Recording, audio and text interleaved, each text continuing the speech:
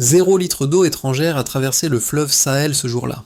En 24 heures, le Burkina Faso a rompu 50 ans de dépendance hydraulique, acceptant pénuries immédiates, sanctions internationales, gel de financement, tensions économiques et doutes internes, tandis que la fermeture totale du cours d'eau transformait une contrainte technique héritée d'accords coloniaux en acte politique mesurable, douloureux, mais revendiqué comme souveraineté nationale, au prix d'une incertitude collective visible dans l'énergie, l'agriculture, les marchés et la vie quotidienne. Que vaut cette liberté et pourquoi Ibrahim Traoré l'a-t-il assumée ? Un choix irréversible redéfinit désormais le destin national.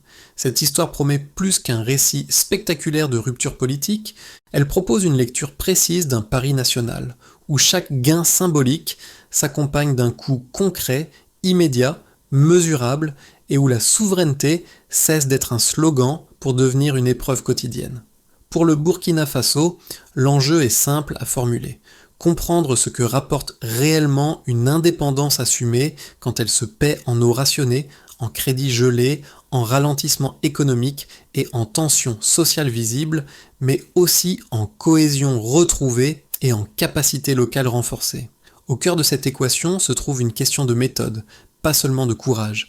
La décision portée par Ibrahim Traoré engage l'État, les entreprises, les ménages et la région entière dans une séquence où chaque choix révèle des arbitrages profonds entre stabilité héritée et autonomie construite. Ce n'est pas une fable idéologique, ce sont des chiffres, des délais, des infrastructures, des comportements collectifs qui tranchent. Ce qui suit examine comment ce pari s'est structuré, pourquoi il a résisté au choc initial, et jusqu'où il peut aller sans basculer dans l'isolement. 10 jours après la fermeture du fleuve Sahel, un chiffre s'impose. 18% de baisse de la production électrique nationale, mesurée sur les barrages directement dépendants du débit contrôlé, jusque-là par des opérateurs extérieurs.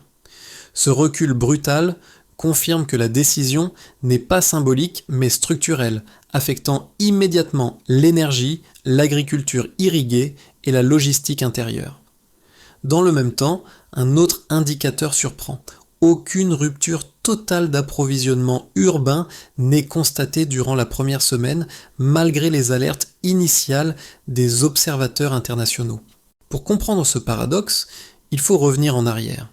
Depuis les années 1970, le Burkina Faso s'appuyait sur un système hydraulique hérité d'accords anciens, partiellement externalisés, techniquement stable mais juridiquement verrouillé. La gestion du fleuve Sahel, de ses barrages et de ses données hydrologiques reposait sur des contrats conclus bien avant l'indépendance effective des politiques publiques nationales. L'eau circulait, l'électricité suivait, mais la maîtrise réelle échappait à l'État. Lorsque Ibrahim Traoré accède aux archives administratives et découvre l'étendue de ses engagements, la lecture est sans ambiguïté.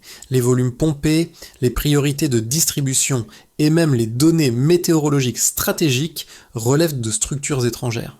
Ce qui était perçu comme un héritage technique se révèle être une dépendance codifiée, durable, difficilement réversible, sans rupture nette. La fermeture du fleuve intervient donc comme un acte de désenclavement juridique autant que politique.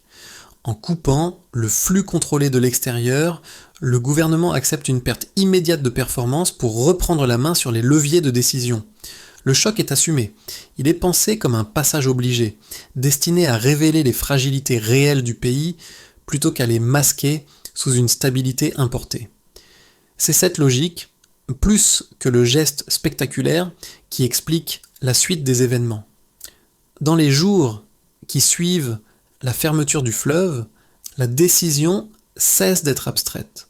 Elle prend un visage, celui des équipes techniques mobilisées en urgence pour éviter l'effondrement des réseaux locaux. Autour du ministère des Ressources hydrauliques, une cellule improvisée réunit ingénieurs, hydrologues et officiers logistiques. Leur mission n'est pas de commenter le geste, mais d'en absorber les conséquences immédiates, heure par heure, province par province. Parmi eux, le capitaine Kaboré, jeune ingénieur formé à Bobo-Dioulasso, devient un acteur clé. Avec son équipe, il identifie des stations de pompage abandonnées depuis plus d'une décennie, laissées hors service parce qu'elles n'étaient plus intégrée au système centralisé. En moins de 2 semaines, 10 stations locales sont remises en fonctionnement. Le résultat est sans être modeste en volume, mais décisif en symbole. L'eau circule sans supervision étrangère. Sur le terrain, l'effet est perceptible. Dans plusieurs villages riverains, les habitants découvrent qu'ils peuvent gérer eux-mêmes la distribution, réparer des installations simples et décider des priorités d'usage. La pression reste instable, les coupures fréquentes, mais un basculement psychologique s'opère. La contrainte ne disparaît pas, elle change de sens. Cette dynamique n'efface ni les files d'attente, ni les rationnements. Elle introduit autre chose, l'idée que l'adaptation est possible sans médiation extérieure. Ibrahim Traoré, jusque-là perçu comme un dirigeant prudent, apparaît alors comme celui qui a déclenché un apprentissage collectif plus que comme un simple décideur solitaire. La question n'est plus seulement politique, elle devient existentielle. Que vaut une autonomie imparfaite mais maîtrisée ? Avant la fermeture, le fleuve Sahel était un flux régulier, presque invisible dans le débat public. Il garantissait une stabilité énergétique relative, des échanges agricoles continus et une prévisibilité économique rassurante pour les partenaires extérieurs. Après le décret, tout bascule. À l'aube, les vannes sont fermées, les alarmes des stations automatiques se déclenchent et l'eau cesse de circuler vers les conduites sous contrôle étranger. En quelques heures, une décision administrative devient un événement national total. Les premières réactions sont immédiates. Les réseaux diplomatiques s'activent, les ambassades multiplient les contacts, les chaînes internationales évoquent une provocation dangereuse. Les marchés régionaux réagissent par la nervosité. Le Fonds monétaire international annonce le gel de 400 millions de dollars de prêts en cours de négociation. L'Union européenne suspend plusieurs programmes de coopération technique. Les États-Unis publient un communiqué critique. Pendant ce temps, Ibrahim Traoré reste silencieux, lisant les rapports, évaluant les scénarios, laissant le choc se déployer. Sur le terrain, les effets se matérialisent sans délai. À Bobo-Dioulasso, la pression chute dans les canalisations. Les agriculteurs ferment temporairement les vannes d'irrigation pour préserver les réserves. Les transporteurs réduisent leur trajet face à la hausse rapide du carburant. En 2 jours, les prix augmentent de 15%, alimentant l'inquiétude dans les foyers urbains. Les hôpitaux rationnent l'eau, les écoles écourtent les journées pour économiser l'électricité. Les usines tournent au ralenti. Le 3e jour marque un tournant. Le gouvernement déploie des unités techniques et sécuritaires dans les provinces. Des soldats inspectent barrages et bassins, non pour militariser l'eau, mais pour prévenir le sabotage et stabiliser les installations. Le soir même, le Conseil des ministres se réunit en session de crise. Chaque portefeuille présente ses pertes, ses besoins et ses marges de manœuvre. Un plan d'urgence est adopté. Priorisation des zones rurales, remise en service accélérée des pompes locales, formation d'équipes mixtes civiles et militaires. À l'extérieur, la pression monte. Des sociétés évoquent des poursuites juridiques. Des diplomates proposent une médiation rapide. Ibrahim Traoré refuse. Pour lui, la souveraineté ne se négocie pas sous contrainte. Les jours passent, le rationnement devient une routine. Mais la peur du chaos recule progressivement. Des comités villageois organisent la distribution, des ingénieurs burkinabés réparent d'anciennes installations, des habitants redécouvrent leur capacité à s'organiser sans tutelle. Ce qui avait commencé comme une rupture brutale se transforme en processus d'apprentissage collectif. Le fleuve, jadis symbole de dépendance, devient le théâtre d'une recomposition sociale et politique dont les effets dépassent largement l'eau elle-même. Avant la fermeture du fleuve Sahel, le système national reposait sur un débit externe stable. Après la décision, 3 indicateurs clés enregistrent un basculement mesurable qui éclaire l'ampleur réelle du choc et sa capacité d'absorption. Le premier concerne l'énergie. La production électrique recule de 18% sur les barrages directement liés au fleuve, un chiffre qui traduit la perte immédiate de débit, mais aussi la dépendance structurelle à des infrastructures centralisées, peu flexibles, conçues pour un flux continu plutôt que pour une gestion adaptative. Le second indicateur touche l'agriculture irriguée. Les cultures dépendantes de l'eau contrôlées par le fleuve représentent près de 30% de l'activité agricole nationale. Dans les semaines qui suivent la fermeture, elles enregistrent un recul estimé entre 15 et 20% selon les provinces. Ce chiffre agrège des réalités très concrètes, des semis retardés, des parcelles laissées en jachère forcée, des marchés locaux moins fournis. Il ne signale pas un effondrement généralisé, mais une contraction ciblée, concentrée sur les zones les plus dépendantes du système antérieur. Le troisième indicateur, souvent moins commenté, concerne l'emploi public lié à la gestion de l'eau. En réponse au retrait des opérateurs et consultants étrangers, l'État crée 2000 postes dédiés à l'exploitation, à la maintenance et à la planification hydraulique locale. Ce chiffre n'efface pas les pertes économiques globales, mais il révèle un mécanisme de substitution. Là où le capital et l'expertise externe se retirent, des compétences nationales sont mobilisées et institutionnalisées. Pris isolément, ces trois nombres peuvent sembler contradictoires. Ensemble, ils dessinent une trajectoire. La baisse de production électrique explique les rationnements et les coupures temporaires. Le recul agricole rend compte des tensions sur les prix alimentaires et des inquiétudes rurales. La création d'emplois publics, elle, indique une réorientation stratégique vers la maîtrise interne des ressources, au prix d'une efficacité initialement moindre. Sur le plan financier, ces données se combinent avec le gel du prêt international, évalué à plusieurs centaines de millions de dollars, privant le pays de liquidités à court terme. Cette contrainte oblige à une réallocation budgétaire et à une recherche de soutiens régionaux, notamment auprès de partenaires sahéliens. Pour Ibrahim Traoré, ces chiffres ne sont pas brandis comme des trophées, mais comme des repères d'apprentissage. Ils servent à ajuster les priorités, à identifier les goulets d'étranglement et à mesurer la vitesse de réappropriation des compétences. Un an plus tôt, ces courbes auraient donné été lues comme les signes avant-coureurs d'une crise majeure. Dans le contexte présent, elles sont interprétées comme les balises d'une transition risquée mais contrôlée. Les pertes sont réelles, les gains encore fragiles, mais l'ensemble suggère que la rupture n'a pas déclenché l'effondrement redouté. La question devient alors moins celle du choc initial que celle de la capacité à transformer ces chiffres en stabilité durable. Deux lectures opposées structurent le débat depuis la fermeture du fleuve Sahel, et aucune ne peut être écartée sans examen sérieux. La première, défendue par une partie des économistes africains et des soutiens du gouvernement, considère la décision comme un acte fondateur. Selon eux, la dépendance hydraulique, même présentée comme coopérative, constituait une forme d'occupation prolongée. Dans cette perspective, chaque sanction internationale, chaque retrait d'investisseurs confirme la nécessité de rompre avec un modèle qui limitait la capacité de décision nationale. La souveraineté, affirme-t-il, ne peut émerger sans accepter un coût d'apprentissage élevé. La seconde lecture, plus prudente, émane de diplomates régionaux et d'experts du développement. Ils reconnaissent la portée symbolique du geste, mais alertent sur ses risques économiques. Fermer brutalement un flux vital, explique-t-il, revient à fragiliser un pays enclavé, déjà exposé aux chocs climatiques et sécuritaires.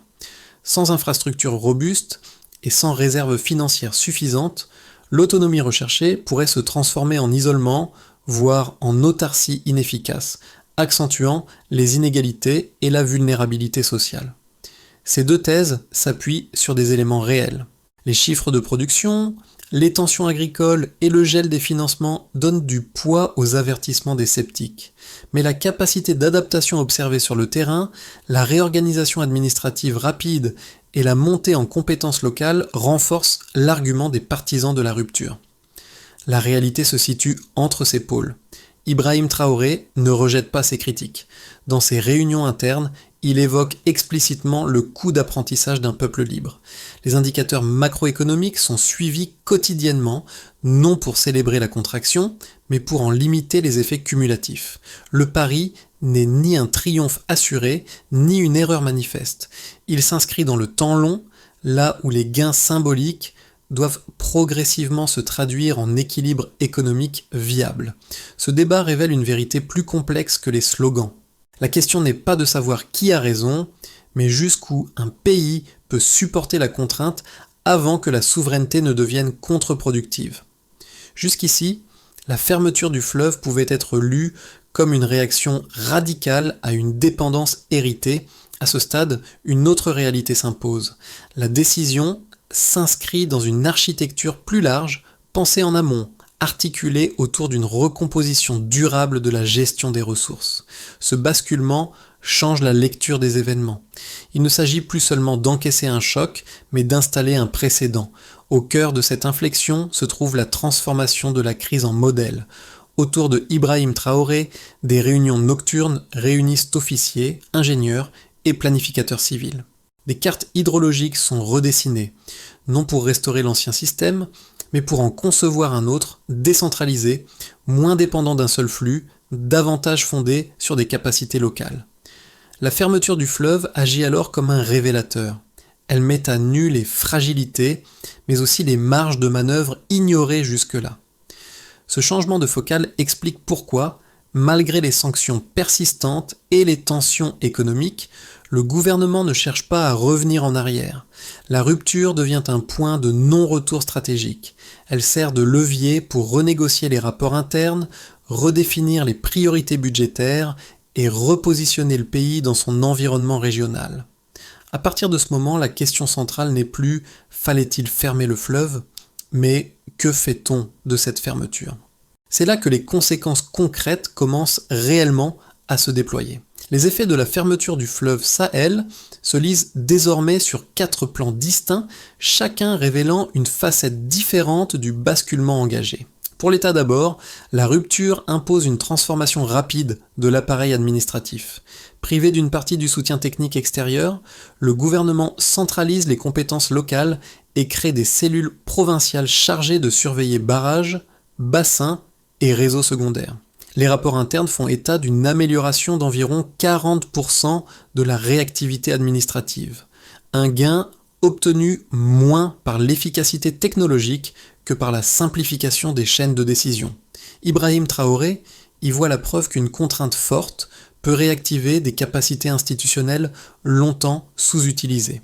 Du côté des entreprises, le choc est plus contrasté. Les multinationales liées à l'énergie et à l'agro-industrie suspendent ou retirent dans leurs projets, créant un vide immédiat. Mais ce retrait ouvre aussi un espace.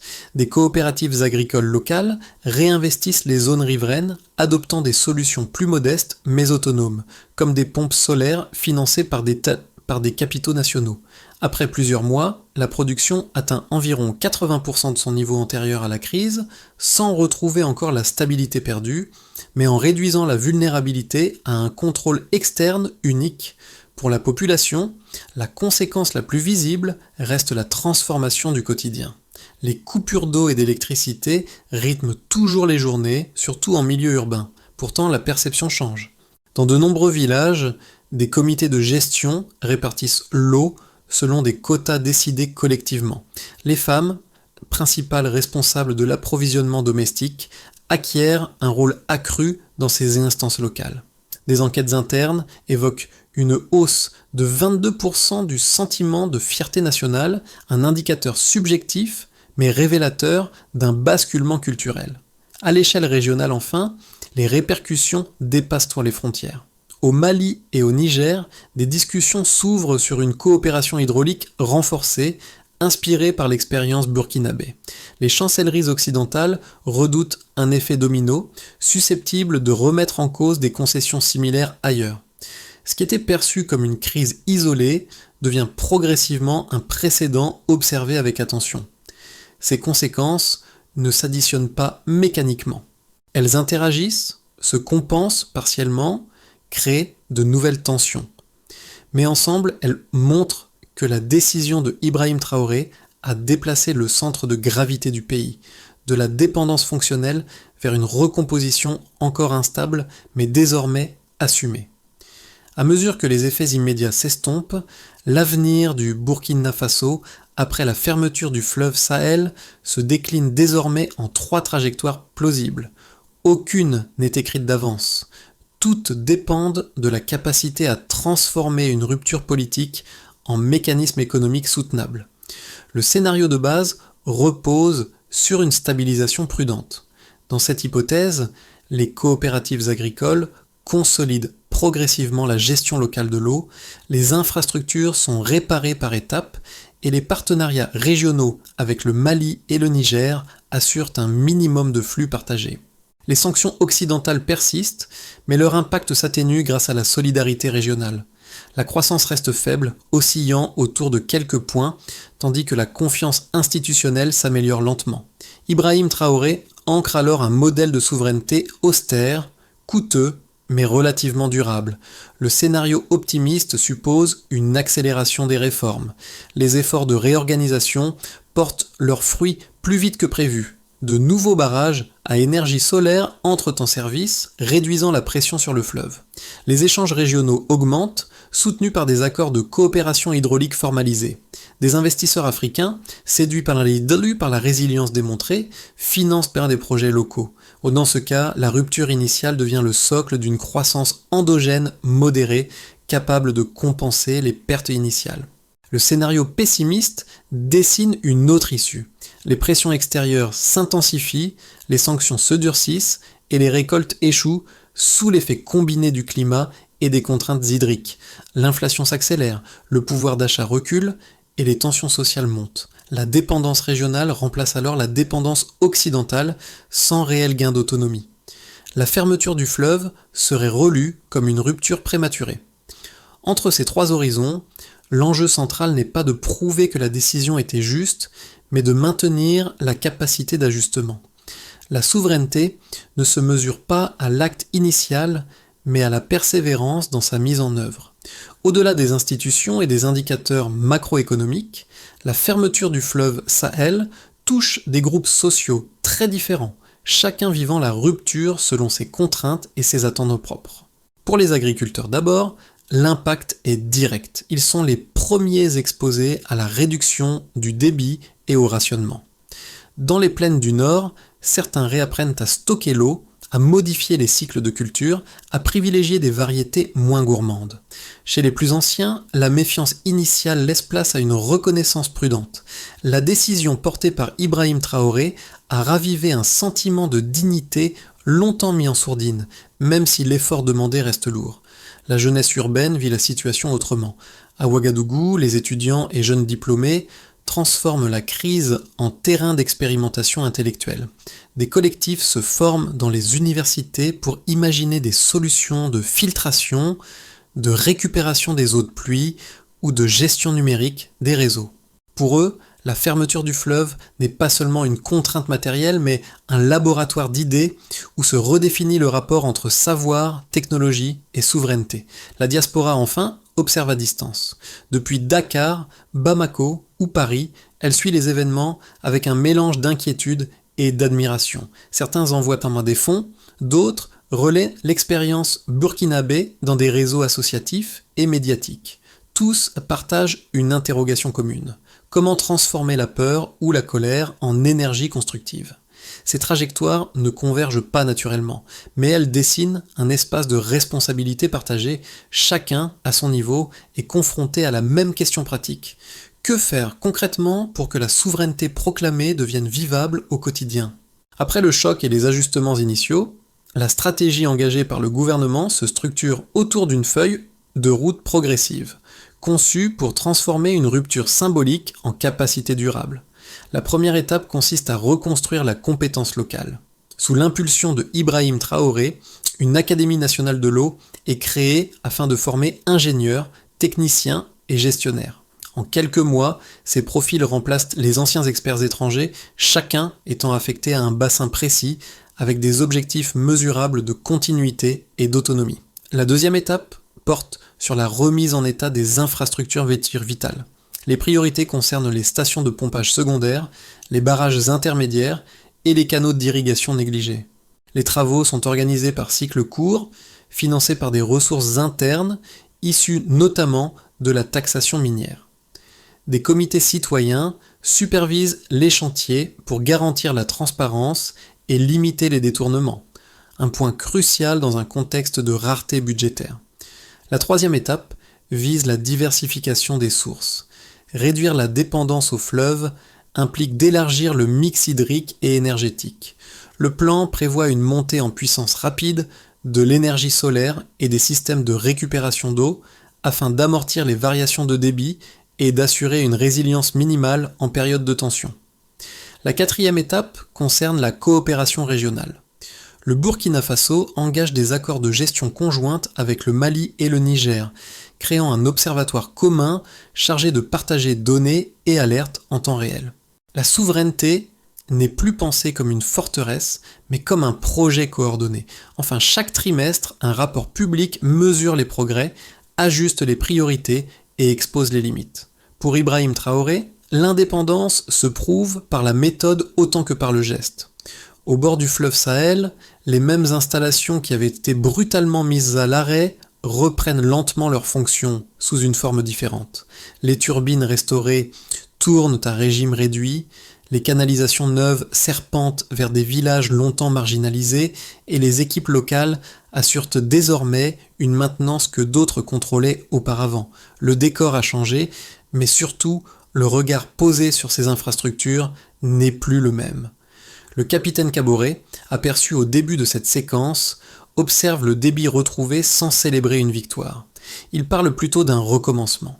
Chaque panne réparée rappelle les fragilités du système. Chaque amélioration souligne la distance parcourue depuis la dépendance initiale.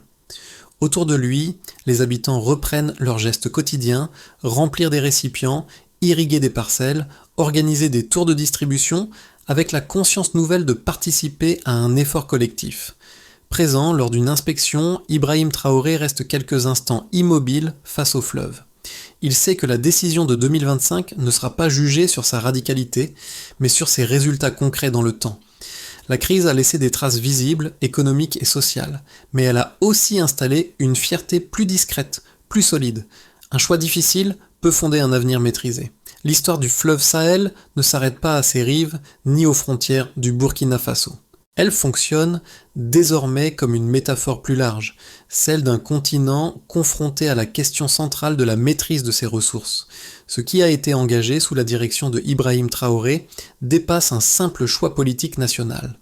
Cela interroge la manière dont des sociétés entières arbitrent entre dépendance confortable et autonomie exigeante. Chaque pays porte en lui un fleuve comparable, une ressource stratégique, un héritage contractuel, un équilibre fragile entre coopération et contrôle. L'expérience burkinabé rappelle que la souveraineté n'est ni un isolement, ni un refus du monde, mais une responsabilité qui oblige à décider, à assumer les coûts et à corriger les erreurs dans la durée. Pour le spectateur, la question n'est pas de juger à distance, mais de réfléchir à ce que cette trajectoire révèle. Jusqu'où accepter la contrainte pour regagner la capacité de choisir? À quel moment la stabilité cesse-t-elle d'être un atout pour devenir une limite? Le débat reste ouvert. Et c'est peut-être là, plus que dans la fermeture d'un fleuve, que réside l'enjeu essentiel. Comment écrire son propre courant sans perdre le sens du collectif?